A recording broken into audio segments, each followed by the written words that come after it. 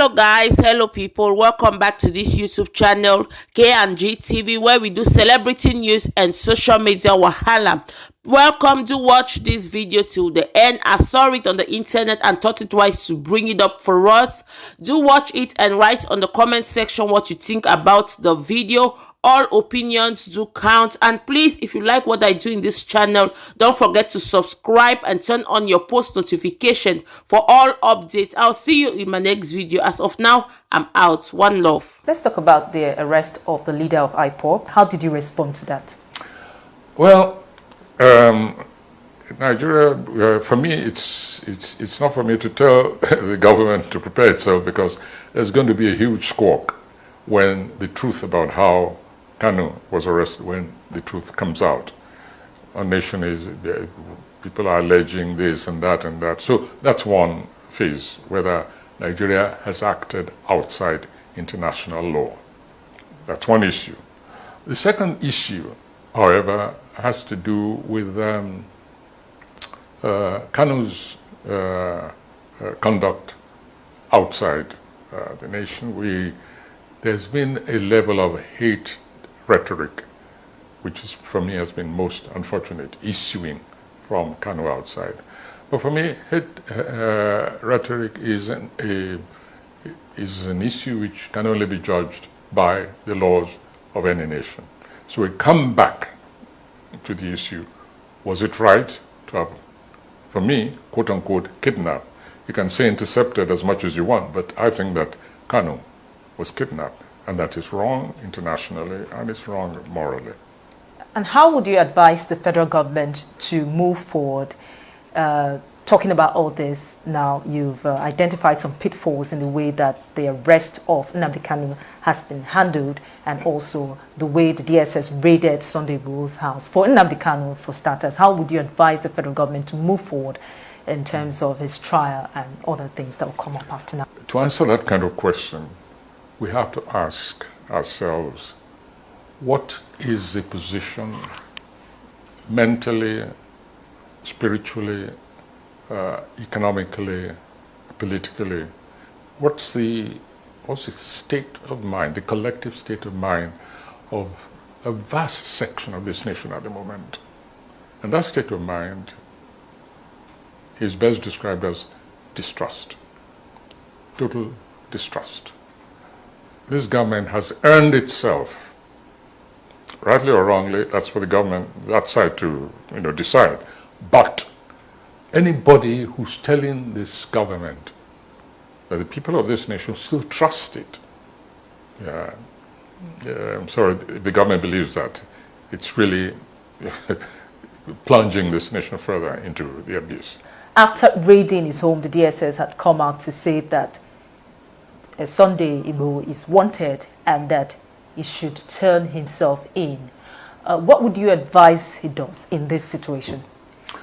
Well, my advice is not even so much Igboho, but to the government, that they should stop pursuing this person as a criminal, because you have begun by acting in a criminal fashion against him. Because if and when Igboho comes to trial, I guarantee you it's the government which will be very, very embarrassed. Very embarrassed. So it's not even in the interest of the government. I think they should just tell Igboho, we made a mistake. We should not have acted in this way. You are no longer wanted. Please go back to your home. In fact, escort him to his home, quietly, and let him resume his normal life. To declare him wanted. And again, this is another issue of language. I read in some papers, Igboho is in hiding. Well, but more accurately, he's probably just gone underground, to protect himself and perhaps to be able to continue his declared struggle. I'm not talking now about the secessionist aspect of his struggle. No, I'm talking about what Igboho came out to do, and which I believe is still his mission in this nation, to protect, defend his own people, and to let the aggressors know that they are not lords of this nation or any section of it, apart from what they are constitutionally entitled to. So I think the government, it's in no interest. If you bring Igboho to trial, you're just going to get mud in your face, clearly. As far as I'm concerned, it's up to Igboho to decide. He knows what the circumstances were. He knows what happened before his people were killed. And he's the only one who can judge, who can decide for himself. I cannot advise him. Some critics have said that the federal government was fast to arrest Nnamdi Kanu. But when we look at other issues like the bandits still ravaging the northwest and some part of the northeast, the kidnapping still ongoing, and also the issue with the Boko Haram. And you begin to ask that, how are they so fast and so quick to arrest? The situation with IPOB and Nnamdi Kanu and the others are still being left to go unchecked. Yes. The government cannot wash itself clean of what seems to me a kind of comparative energy in pursuing the destabilizing quote-unquote forces in this nation. If I may take ourselves back, maybe you remember once when I threw a challenge to Buhari, and I said, what I expect from a commander-in-chief, from a true leader. And this is, early, in the sort of the malevolent activities of these groups.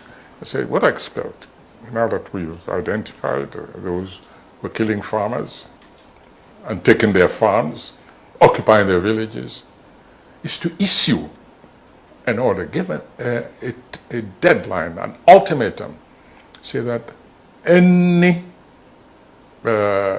illegal occupant of any villages, farms, and so on, is given 48 hours to quit. After which, the mightiest forces of this nation will be unleashed against them. Yeah, it was ignored. It's because I said so. Many other people have said so in different forms. But I'm coalescing, challenges which have been thrown to this government. Say, just show leadership where it is essential. And so when years later, a head of state comes out and says, we will respond to these people in the language they understand. Now that is what I had expected him to say years ago, at the very beginning of the insurgency of the cattle people, especially as it was clear they were organized. And their leadership, the Maeti Allah, their leadership should have been arrested ages ago, long before IPOB was declared a terrorist organization. I have allied myself with those like Autumn and others who said that Maeti Allah should have been declared long before then a terrorist organization. And the evidence was there. A state governor passed a law for the protection of his own people and their productive means, their livelihood, their very dignity. And a group got up and said, if you don't rescind that law, we'll show you. You haven't seen anything yet. This is not an anonymous statement on internet. It was not fake news. The leadership of Maeti Allah actually threatened that government and have proceeded to put their money where their mouth is. Nothing has happened to them. We have not seen the same energy, the same deductive, organizational sleuthery mounted against these people. I'm not aware that even one of them has ever been called for questioning. And what did Igboho do? And they didn't even call him for questioning. They just attacked him in the middle of the night. I mean, illegally and constitutionally. So people are right to say there has been an unbalanced, unequal, and irregular approach to security enforcement in this nation. What do you think will happen next? Do you see a situation where we'll have more Sunday Igbohos, more Nnamdi Kanus arising from the west, the east, the south? We already have them. They exist inside, within, and they exist outside. It's not Igboho who's the issue. It's not Kanu who's the issue. It's a collective distrust, disenchantment. That's the word I want. Collective disenchantment with the conduct of this regime. And that's why I say it can only redeem itself, it can only reverse this downhill course it's embarked upon by now coming clean, trying to open a totally new page. Even forget the past. How do we move on from here? And so I want all this business, we met this, and we do this by the self-excusing by Buhari. Yes, thank you. Take it for granted. You did not create Boko Haram. We accept it. You did not create Mayeti Allah. But what did you do about it? That is the question. Or what should you do from here on? It's the only way we'll save our sanity and also make the slightest progress. Otherwise, as I said before, all this language, all this discussion will be purely academic when, as the saying goes, hits the